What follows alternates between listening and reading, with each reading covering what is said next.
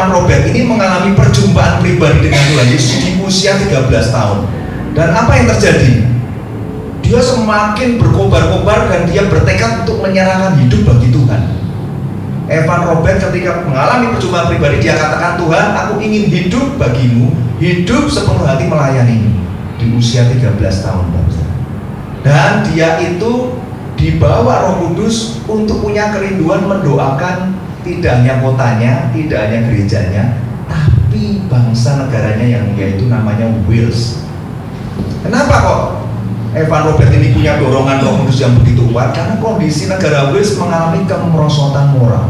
Di tahun 1904 itu Wales itu benar-benar merosot moral dan kerohaniannya parah banget.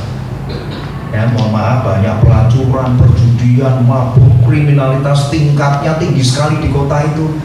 Jadi Roh Kudus bisa memilih seorang Evan Robert ini untuk berdoa supaya api kebanggaan rohani turun atas Wales ini.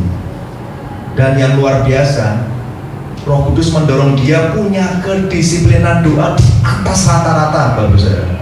Kalau kita tadi ditanya 1 jam sehari siapa ini yang masih tetap tekun dan setia, kalau Anda pengen tahu, Evan Robert ini punya kedisiplinan doa yang luar biasa, karena dia dedikasikan hidupnya di jam 1 pagi sampai jam 5 pagi dia isi untuk baca firman, menghafalkan ayat-ayat yang menjadi rema dalam hidupnya. Apa itu rema? Setiap Anda baca firman yang tertulis atau logos ini, tiba-tiba Roh Kudus berbicara dan hatimu melonjak. Hatimu seperti berkobar-kobar, itu namanya rema. Jadi dia hafalkan logos dan rema.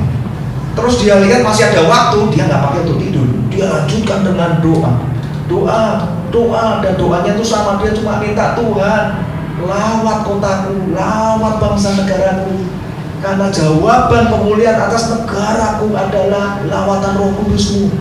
Dia percaya sungguh-sungguh. Dan Bapak Saudara tahu berapa lama dia lakukan itu sehingga terjadi lawatan Roh Kudus yang dahsyat itu 11 tahun. Tekun setiap hari 11 tahun mendoakan lawatan Roh Kudus harus terjadi di atas kota, atas negaraku. Karena dia prihatin dengan kondisi Wales yang begitu parah.